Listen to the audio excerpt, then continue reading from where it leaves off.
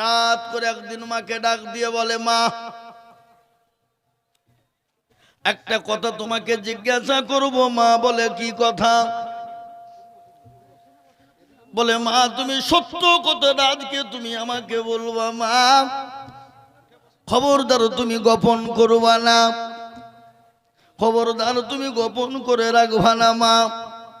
কিন্তু জননী আজকে তোমাকে বলতেই হবে মা।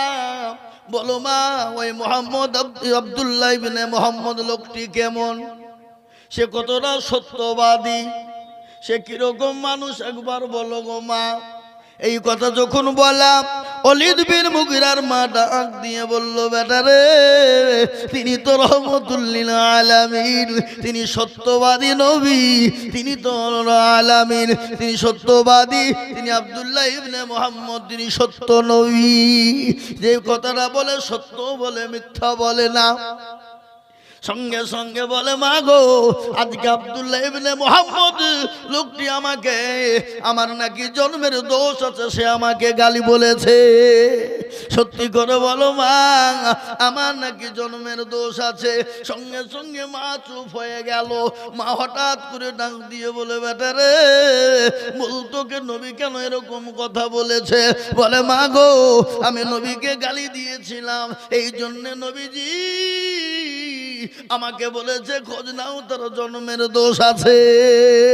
কিন্তু মা বলো বলো বলো, সত্যি কি আমার জন্মের দোষ আছে?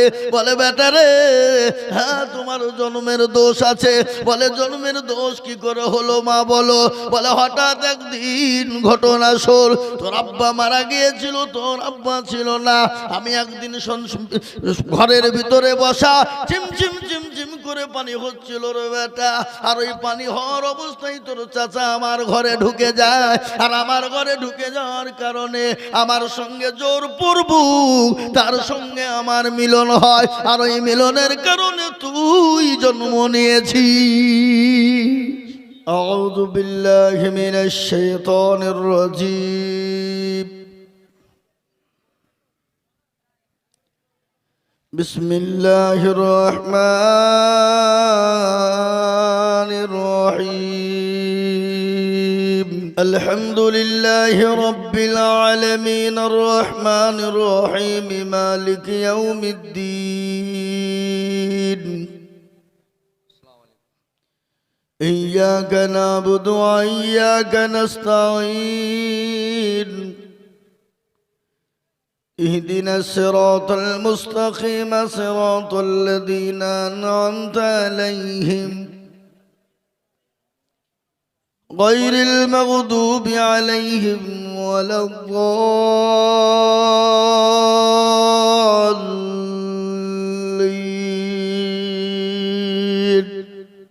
আমরা একটু দুরূদ শরীফ পড়ি বাবা। কোন দুরূদটা পড়ব?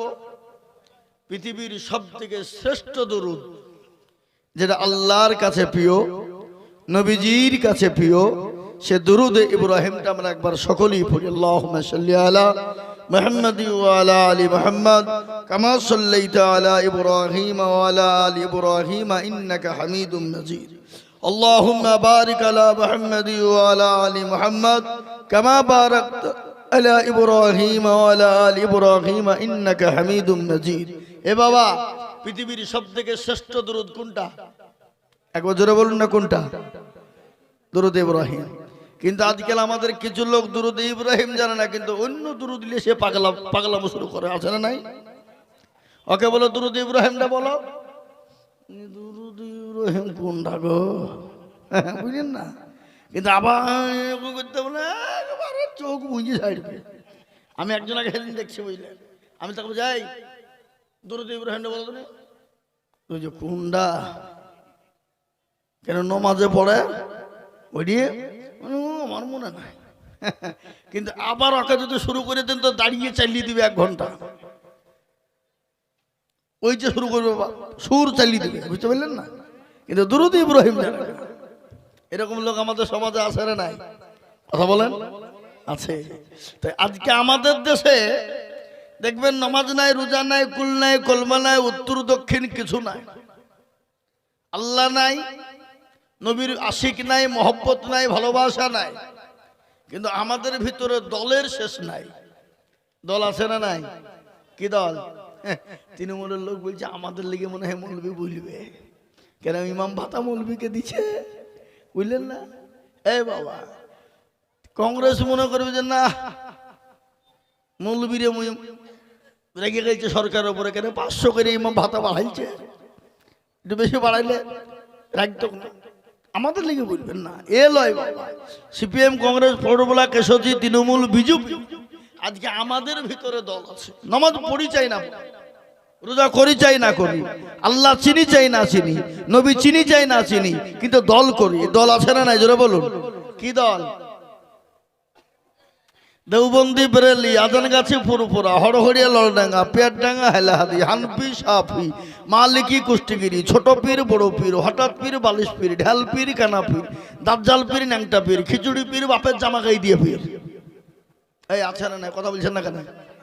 হ্যাঁ, কিন্তু মালকে নমাজ পড়তে বললাম नहीं चलेगा। हाँ, मेरे दिल है मदीना में, কিন্তু नमाज पढ़ब ना। मैं यहाँ हूँ, मेरे दिल है मदीना में, হারাম খোর। এখান থেকেও মদিনা দেখতে পাচ্ছি। আবার মসজিদে আজান হচ্ছে হাইয়া আলাস সালাহ, বলে আমি পারলুম না ইমাম আর মুয়াজ্জিন তোরা চালা, এখন চায়ের দোকান চালাচ্ছে। কি আছে না আমাদের সমাজে এরকম লোক? আবার কিছু লোক বুঝি ওর মৌলবীদের কথা কি শুনবো রে, ও মৌলবীর থেকে আমরা বেশি জানি, তার তেহেতুটা বল জানি না, সূরা ফাতিহাটা বল, ও কোনটা ওটা জানি না। এরকম লোক আছে না নাই? জোরে বলুন। আচ্ছা একটা কথা বলেন তো, আল্লাহর সব থেকে বড় হুকুমটা কি? জোরে বলুন, নামাজ। কিন্তু এই নামাজটা কে হুকুম দিয়েছেন পড়তে? আল্লাহ। আচ্ছা কেউ যদি পৃথিবীর যদি লোক নামাজ না পড়ে, আল্লাহ কি নিচে নেমে আসবে? গোটা দেশের লোক যদি নামাজ পড়ে, তাহলে আল্লাহ কি যেখানে আছে সেখান থেকে উপরে এক ধাপ যাবে নাকি? তাহলে নামাজ কেউ পড়লুক আর না পড়ুক তাতে আল্লাহর কোনো যা আছে? কথা বলেন। তাহলে নামাজটা কার জন্য? নিজের ইবাদতকে ঠিক রাখার জন্য, নিজের দিল, মন, অন্তরকে ঠিক রাখার জন্য। আর কাফেরের সঙ্গে পার্থক্য মুসলমানের কিসে? কথা বলেন। গরুর গোশত খাওয়াতে নাকি? গরুর গোশত খাওয়াতে লয়। এখন অনেক হিন্দু ভাইয়েরা গরুর গোশত কিনে খায়। কি বুঝেন আপনারা বলেন? ওপেন হয়তো খেতে পারে না, গোপনে গোপনে খায়। এই চাকদা বলে একটা জায়গা আছে, চাকদা চিনেন তো? নদিয়া চিনেন না? আমি জালসা করতে গেছিলাম, একটা গ্রাম 70 থেকে 80 ঘন বাড়ি, চারিদিকে মুসলমান ভাইয়েরা। তা আমি মনে করছি খেতে দিচ্ছে তো গরুর গোছ বাটি লোড করে নিয়ে এসছি। যাই চারিদিকে ওরা, তোমরা এক থেকে ব্যবস্থা করলে ঠিক করে বলো। ওই যে কি বলেন হুজুর, প্রতিদিন দুটো করি। বলো কি এই 70-80 ঘরের লোক খায়? পাগল, গোটাই একেবারে কল্যাণী থেকে ব্যাগ চলে এসছে, একেবারে লাইন করে টাকা ধুয়ে চলে নিচ্ছে। এ বাবা, মুসলমানদের থেকে বেশি খায় ওরা। এমনি 200 টাকা কেজি হইল না? আল্লাহ, ওরা ওইটা যদি ওদের পক্ষ যদি জায়েজ হইতো, তা আমাদেরকে বাংলাদেশের মতো 650 টাকা কেজি গিরি গিরি হইতে হইতো। কি কথা বলছেন না কেন আপনারা? বুঝতে পারলেন না? এই বাবজি, এই ওরা লুক লুক করে খাওয়াতে কিন্তু দামটা 200 টাকার উপর হয়ে গেছে। না হলে বাবজি 150 টাকা 100 টাকা করে পাওয়া যেত। হ্যাঁ, এই বাবজি শোনারা, তাকে মুসলমান বলে না। গরু গোছ খাওয়া মুসলমান নাই। মুসলমান তো ওই, ईमानदार तो ওই जबान से इकरार करना और दिल से यकीन रखना, जबाने प्रकाश করার অন্তরে বিশ্বাস করা, এর নাম হলো ঈমানদার। কি বিশ্বাস করবে?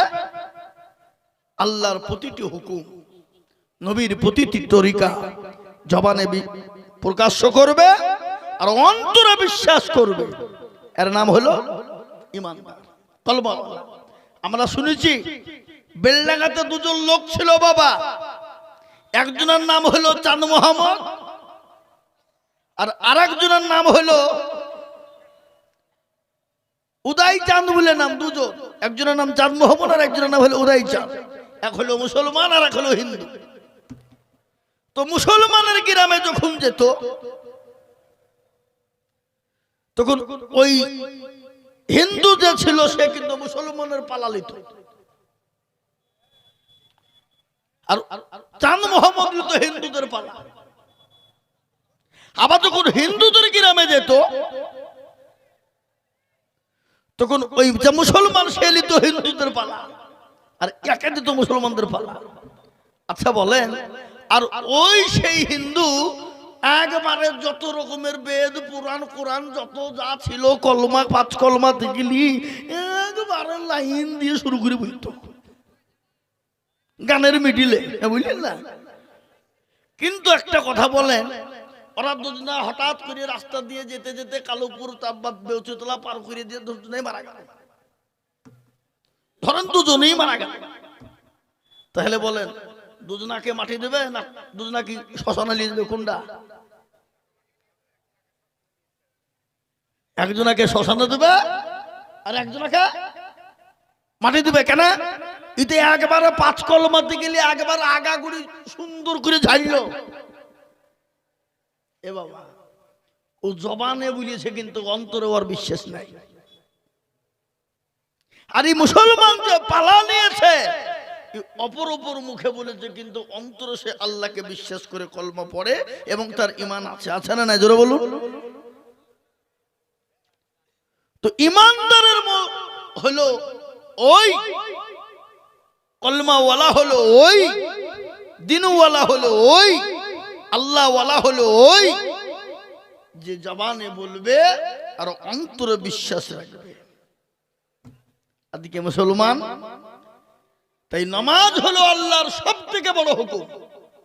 আর এই নামাজ পাঠিয়েছেন কে? আল্লাহ। কিন্তু আমাদের দেশে আল্লাহর হুকুম মানে নামাজ আমাদের ভিতরে আছে? কথা বলেন। আমরা তরুণ যুবক নওজোয়ান থাকতে মসজিদের আইল দেওয়াইনি। যখন বাড়িতে খিচখিচানি শুরু, বউ বলছে তোমাকে আর ভাল লাগছে না, হটো ওখান থেকে বেরিয়ে যাও, তোমার খামাকায় ঝামেলা। তখন বাড়িতে বকে বলছে তুই থাক, এটা বগলে বালি ভরিলে তখন মসজিদে। কি ঠিক না বেটি? জোরে বলুন। আর আমাদের দেশের লোক এখন 100-র মধ্যে 98% লোক নামাজ পড়ে না। ক পার্সেন্ট পড়ে? ক পার্সেন্ট? এরা হিসাব জানে না নাকি গো? হ্যাঁ, 2%। 98% লোক নামাজ পড়ে না, 2% লোক নামাজ পড়ে। এই 2%-এর ভিতরে দেখবেন 1% লোকের নামাজ কোন রকম হয়, কোন রকম। আর 1% লোকের নামাজ হয়ই না। যদি বলেন আপনি কি করে জানলেন? আপনি কি আলিমুল গাইব? আস্তাগফিরুল্লাহ, নাউযুবিল্লাহ। আলিমুল গাইব তো আমার আল্লাহ, হাজির নাজির তো আমার আল্লাহ। আচ্ছা জোরে বলুন, কে হাজির নাজির? কে আলিমুল গাইব? কে অদৃশ্যের খবর কে দিতে পারে? জোরে বলুন। আপনার মনের খবর, আমার মনের খবর কে দিতে পারে?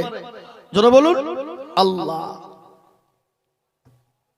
কিন্তু 1% লোকের নামাজ হয় আর 1% লোকের নামাজ হয়। বলে কি করে জানলেন? আমি বলছি, নামাজ পড়ে কিন্তু আত্মাহিয়াত জানে তো দুরূদ শরীফ জানে না, দুরূদ শরীফ জানে তো দোয়া কুনুত জানে না, দোয়া কুনুত জানে তো দোয়া মাসুরা জানে না, দোয়া মাসুরা জানে না তো দোয়া সানা জানে না। দেখা যায় ইন্না তাইনা কুল, তার মধ্যেও 20টা ভুল। কি আছে না নাই? কথা বলে। বাস্তব বলছি আমি আপনাদের। অনেক মুরব্বীরা নামাজ পড়ে, ধরেন গা একটু সোরা বলেন তো চাচা, কোনটা বলবো? ইন্না তাইনা পড়তে গিয়ে তোর 14 গোষ্ঠী পর্যন্ত পার করে ফেলে। কুল হুসুরা পড়তে গিয়ে 14 গোষ্ঠী পার করে দেয়। দেয় না? দেয় না? জোরে বলুন।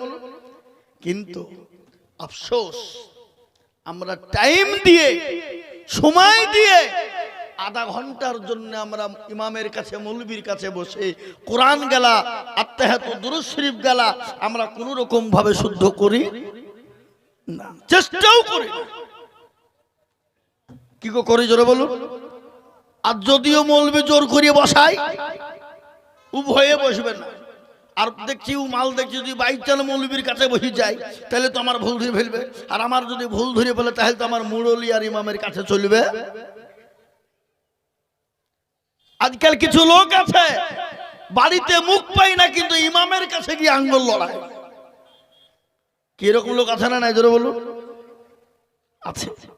ও মুসলমান দরদি আর একটু বলেনি, আমাদের দেশের ইমামগুলো আজকে হয়েছে এরাও কিন্তু কোনোদিন কোনো মুসল্লিকে ডেকে বলে না, ওগো চাচা আপনাদের ইমাম আমি, আসেন একটু কোরআনটা শিখিয়ে দিই, নমাজ গেলা ঠিক শিখিয়ে দিই, সূরা গেলা ঠিক করে দিই। এরাও বলে না, বলে? কোনোদিন বলে না। কেন বলে না? কারণ তো আছে নাকি? কারণ নাই? কারণটা কি?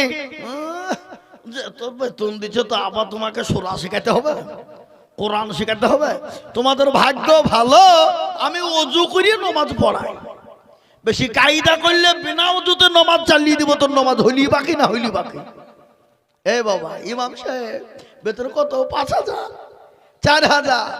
আচ্ছা বলেন 4,000 5,000 টাকা ইমামের পিছনে আপনার নামাজ হবে? কথা বলেন, বুকে হাত দিয়ে বলতে হবে।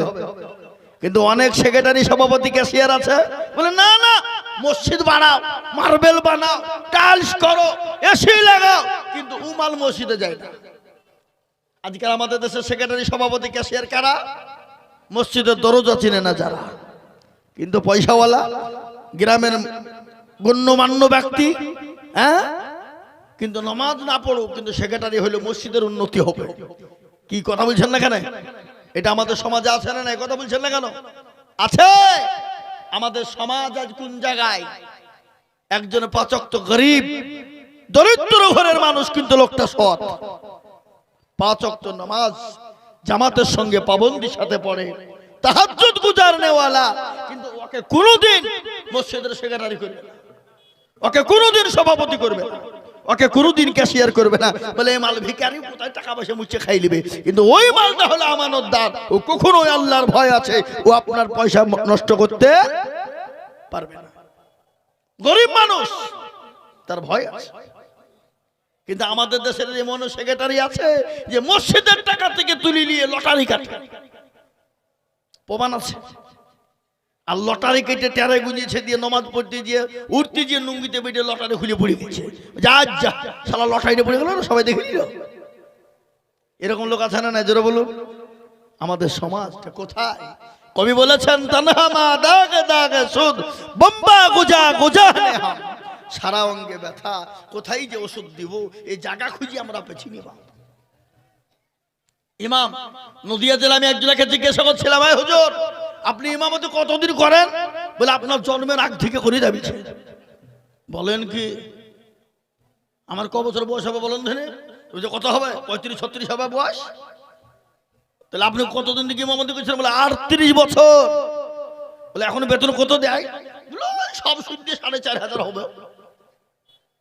আমি মনে মনে করছি আল্লাহ বাল যখন প্রথমে ঢুকে চলো তাহলে বেতন ঢুকেছিল ছিল কত টাকা? ও তো পেট ভাতাই মনে হয় ইমামতি করেছে। এরকম আছে না জোরে বলুন?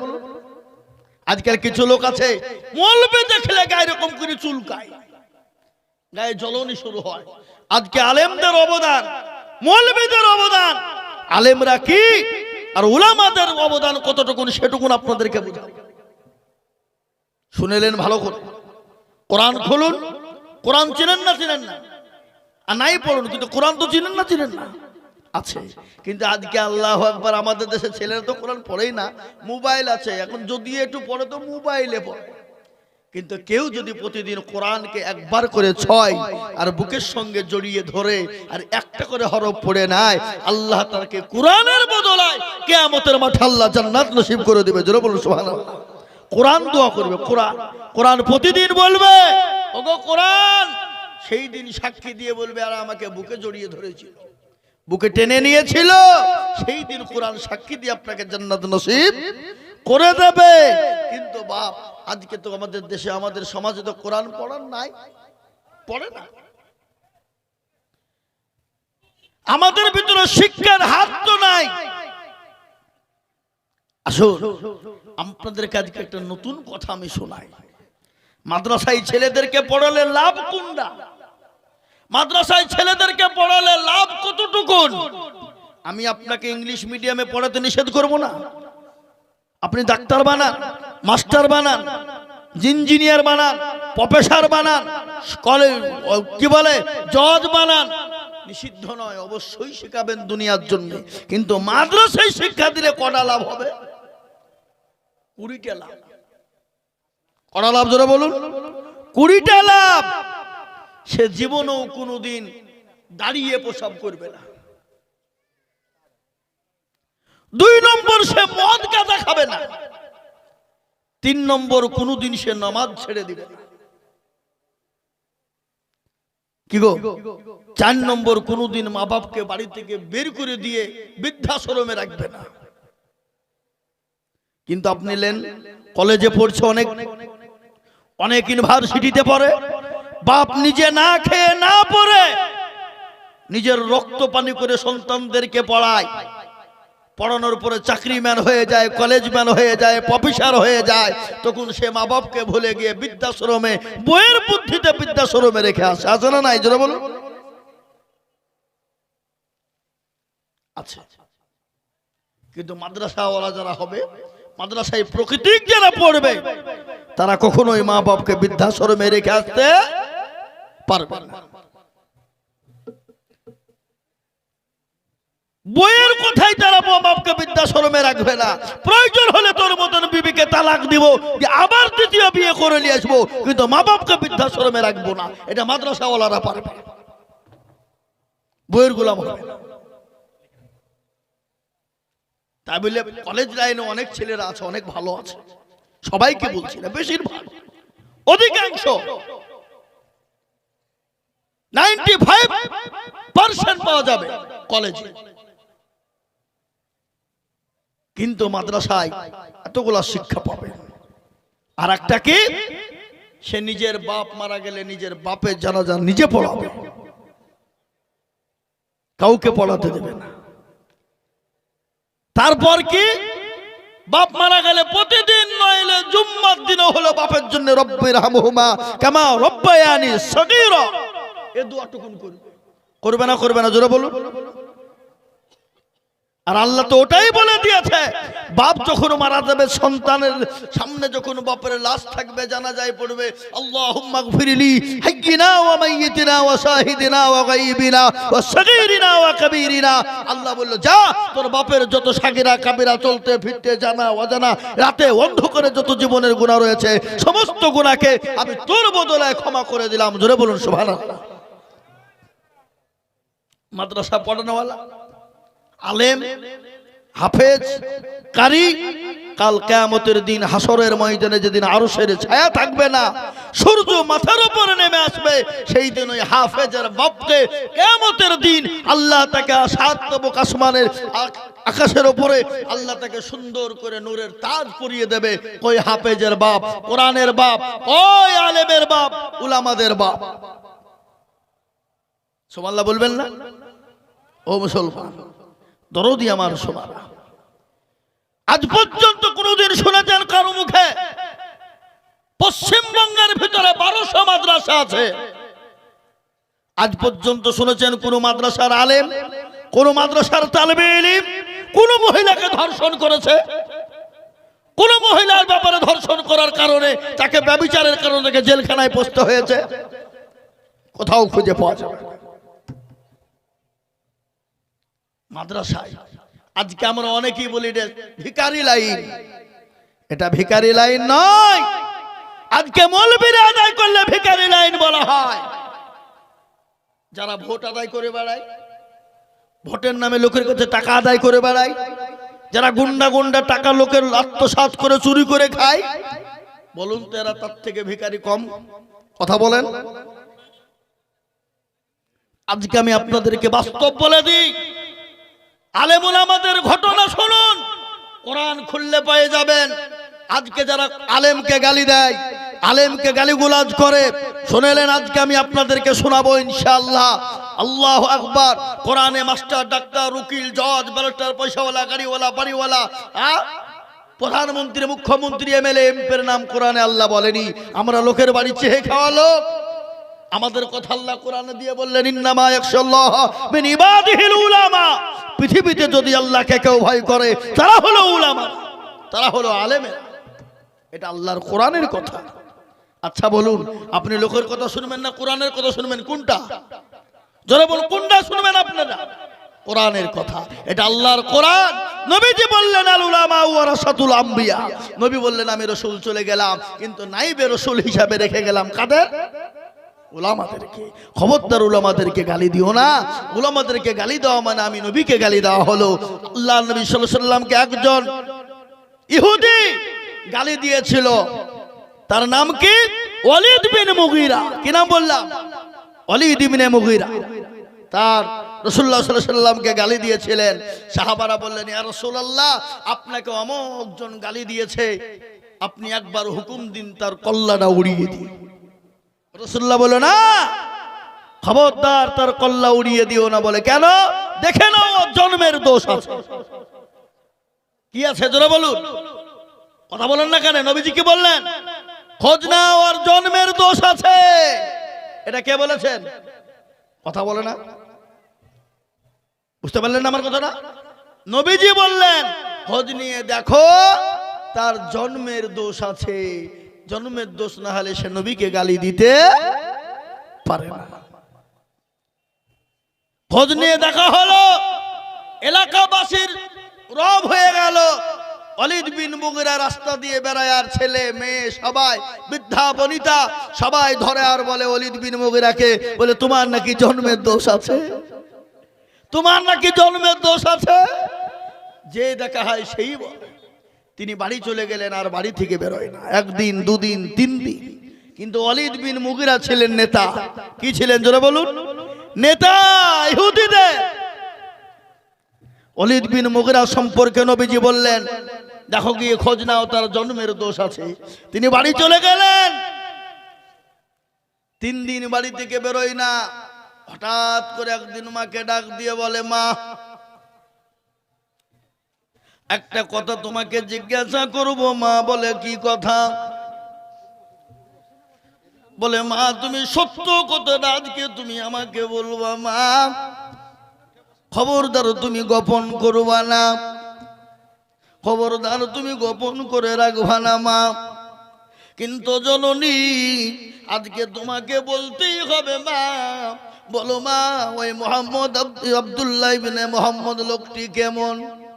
সে কতটা সত্যবাদী, সে কিরকম মানুষ একবার বলো গো মা। এই কথা যখন বললাম, ওয়ালিদ বিন মুগীরার মা ডাক দিয়ে বলল, বেটা রে, তিনি তো রহমতুল লিল আলামিন, তিনি সত্যবাদী নবী, তিনি তো আলামিন, তিনি সত্যবাদী, তিনি আব্দুল্লাহ ইবনে মুহাম্মদ, তিনি সত্য নবী। যে কথাটা বলে সত্য বলে, মিথ্যা বলে না। সঙ্গে সঙ্গে বলে মা গো, আজকে আব্দুল্লাহ ইবনে মুহাম্মদ লোকটি আমাকে, আমার নাকি জন্মের দোষ আছে, সে আমাকে গালি বলেছে। সত্যি করে বলো মা, আমার নাকি জন্মের দোষ আছে। সঙ্গে সঙ্গে মা চুপ হয়ে গেল। মা হঠাৎ করে ডাক দিয়ে বলে, বেটা রে, বলতো কে নবী কেন এরকম কথা বলেছে? বলে মা গো, আমি নবীকে গালি দিয়েছিলাম, এই জন্য নবীজি আমাকে বলেছে খোঁজ নাও তার জন্মের দোষ আছে। কিন্তু মা বলো বলো বলো, সত্যি কি আমার জন্মের দোষ আছে? বলে বেটা রে, হ্যাঁ তোমার জন্মের দোষ আছে। বলে জন্মের দোষ কি করে হলো মা বলো? বলে হঠাৎ একদিন ঘটনা শোন, তোর আব্বা মারা গিয়েছিল, তোর আব্বা ছিল না। আমি একদিন ঘরের ভিতরে বসা, চিমচিম চিমচিম করে পানি হচ্ছিল রে বেটা। আর ওই পানি হওয়ার অবস্থায় তোর চাচা আমার ঘরে ঢুকে যায়। আর আমার ঘরে ঢুকে যাওয়ার কারণে আমার সঙ্গে জোর পূর্ব তার সঙ্গে আমার মিলন হয়। আর ওই মিলনের কারণে তুই জন্ম নিয়েছিস। নবীজির কথা বলুন তো, নবীর কথা সত্য না মিথ্যা? আট্টু জোরে বলুন, কতটুকুন সত্য? 100-100 সত্য। ও বাবা, এর ভিতরে যদি কারো কোন রকমের যদি সন্দেহ থাকে, সে কোনোদিন মুসলমান হবে না। হবে? এই জোরে বলুন, হবে? মুসলমান হতে পারে না। যেমন কোরআনে আল্লাহ প্রথমেই বলেছেন জালিকাল কিতাবু লা রাইবা ফি, এই কোরআনের মধ্যে কোনো ভুল নাই, ভুলের কোনো অবকাশ নাই।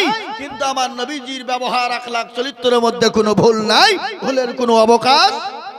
যারা বলুন আজকে যারা নবীকে গালি দেয়, নবীর ওয়ারিসকে গালি দেয়, জেনে নিতে হবে তাদের জন্মের কোনো দোষ আছে। বুঝতে পারলেন আমার কথাটা কি বললাম? এই কথা বলুন, জানতে হবে তাদের জন্মের দোষ আছে, আছে না নাই? আজকে আমি বলবো বাপরে ও মুসলমান দরদি, আজকে আলেম ওলামাদের অবদান আরো কত শুনেলেন। আজকে আলেম ওলামা না থাকলে কোরআন খুঁজে পেতেন না, আলেম ওলামা না থাকলে মসজিদ খুঁজে পেতেন না, আলেম ওলামা না থাকলে আপনার বাপের জানাজা কি করে পড়াতে হয় জানতেন না, আলেম ওলামা না থাকলে কোরআন শিখতে পারতেন না, আলেম ওলামা না থাকলে আপনার বাপের বিয়ে পড়ানো হতো না, আপনার আলেম ওলামা না থাকলে আপনার মা বাপের বিয়ে পড়ানো হতো না। আর আলেম ওলামা আছে বলে বিয়ে পড়ানো হয়েছে। আর আলেম ওলামা না থাকলে আপনার মা বাপের বিয়ে কে পড়াতো? আর মা বাপের যদি বিয়ে না হতো তাহলে আপনার তাদের স্বামী তাদের মিলনের কারণে আপনি আমি আমরা দুনিয়ার জমিনে যারও সন্তান তৈরি হয়ে যেতাম। আজ আমি বলবো বাপ আলেম ওলামাদেরকে গালি দেব না, আজকে আলেম ওলামাদেরকে বাঁচিয়ে রাখুন, ইসলামকে বাঁচিয়ে থুবে, কোরআনকে টিকিয়ে রাখবে। আজকে বলুন তো বাবজি, এই কোরআনকে জিন্দা রেখেছে আলেম ওলামারা, মজবুত করে তাজা করে রেখেছে আলেম ওলামারা। আজকে গোটা ওয়ার্ল্ডে চাইছে কোরআন থুবে না, ইসলাম থুবে না, দিন থুবে না, কোরআনকে মিটিয়ে দিতে হবে। একটা ঘটনা মনে হয়ে গেল, ভারতের মাটিতে ইংরেজ বেঈমান চেয়েছিল কোরআন থুব না, মুসলমানদের যতগুলা কোরআন রয়েছে কোরআনগুলাকে কিনবো, কেনার পরে সুন্দর করে নিয়ে গিয়ে নীল নদে ভাসিয়ে দেব, আগুন দিয়ে পুড়িয়ে দেব। এরকম কালুপুর মাদ্রাসায় চলে এলেন, এসে বলে আগো তোমাদের কোরআনগুলা একটু দাও দেখি। আমরা কোরআনগুলা নিয়ে সুন্দর করে পেন্ডিং করে নতুন করে আবার কোরআনগুলাকে তোমাদেরকে দিয়ে যাব। মুফতি সাহেব বললেন ও বেঈমান কাফের মুশরিকের দল, কোরআন লিবি এই আলমারিতে সাজানো আছে নিয়ে যা। সঙ্গে সঙ্গে বলে কেউ তো কোরআন দেয় না, কিন্তু এই কালুপুর মাদ্রাসা ওয়ালা বলছে নিয়ে যা। এর মানেটা কি? বলে বেঈমান আমার এই মাদ্রাসায় কোরআনের মেশিন আছে। কি গো কোরআনের মেশিন আছে না নাই? জোরে বলুন, আছে না নাই? বলে কোরআনের আবার মেশিন আছে নাকি? বলে হ্যাঁ। ওই দেখি, এই দেখে যখন বলা সঙ্গে সঙ্গে মুফতি সাহেব বললে কই রে বেটা? আয় আব্দুর রহমান বাপ, আইরে বেটা 1 থেকে নিয়ে 10 পর্যন্ত শুনিয়ে দে রে বেটা। 1 থেকে নিয়ে 10 পড়া শুনিয়ে দেওয়া হলো। বলে আব্দুল জব্বার আই বেটা তুই 10 থেকে 20 পারা শুনিয়ে দে। বলে আব্দুল সুবহান তুই 10, 20 থেকে 30 পারা শুনিয়ে দে রে বেটা। এরকম করে গট গট গট গট করে শুনিয়ে দিল। ইংরেজের মাথায় হাত, বলে সর্বনাশ, এ কোরআনকে মুসলমানদের কাছ থেকে আলাদা করা যাবে না। আর আল্লাহ নিজেই বলেছে এ কোরআনের খিদমত যদি কেউ না করে কোরআনের হেফাজত করবেন কে?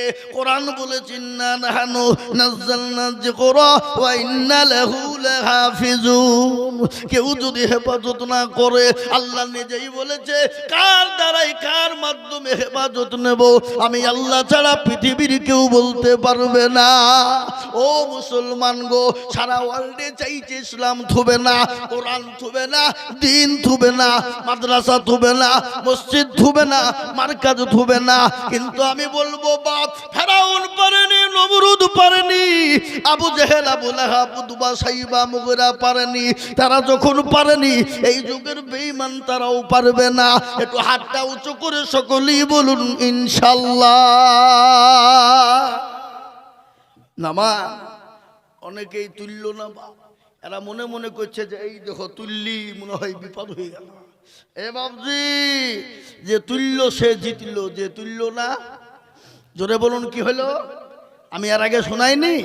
শুনিয়েছি কি শোনাইনি? জোরে বলুন। হ্যাঁ, কালুপুরের লোক বড় চালাক, লুটাই করে পানি নিয়ে মাঠে গেলছে বাবজি কি করতে? কাম সাজতে নাকি? এ বাবজি, কাম সেরিয়ে পানি খরচ করতে গিয়ে দেখছে বদনা ফুটু পানি শেষ। বুঝে হারে কালকে আজিজুল মৌলবি এত করে চেষ্টা করেও হাতটা তুলতে পারল না, আর বদনা তুই আজকে ঠকিয়ে ফেললে তো দাঁড়া, কালকে কি করে ঠকাস। ও আবার তারপর দিন বদনাই করে পানি লিয়েছি, বলছে আজকে আগে পানি খরচ করবো তারপরে কাম সারব। বাবা আজ ঠকলো না জিতলো? আজও ঠকলো। তো যারা হাত তুললো তারা জিতলো, যারা তুললো না কি হলো? জোরে বলুন কি হলো? এরা মনে করে মৌলবি দেখতে পাবে না, কিন্তু হাবাব যেটা কেউ দেখে না সেটা কে দেখে, যেটা কেউ জানে না সেটা কে জানে। সবাই বলে আমি ভালো আমি জানি কি, সবাই বলে আমি ভালো আমি জানি কি, আমার মনের গোপন খবর জানে আল্লাহজি। আলোতে আধারে নির্জনেতে কোথা কি করেছ তুমি সব জানে সে, তাহারি চোখেতে কেউ যাবে না পাখি আমি জানি কি। সকলকে পাখি দেওয়া যাবে কিন্তু আমার আল্লাহকে পাখি দেওয়া যাবে না রে বাবা। তাই আর একবার আমি আপনাদেরকে বলবো, ডানে বায়ে পিছনে সামনে উপরে নিচে আর একবার হাত দুকান উঁচু করে দিয়ে বলবো, হুজুর গো পৃথিবীতে যতদিন থাকবো আল্লাহ তার দিন এবং কোরআনের খিদমত করার চেষ্টা করব এবং হেফাজত করার চেষ্টা করব। পৃথিবীর কোনো বেঈমান কোরআন ইসলাম দিনকে শেষ করতে পারবে না। আর একবার হাতটা তুলে বলুন ইনশাআল্লাহ।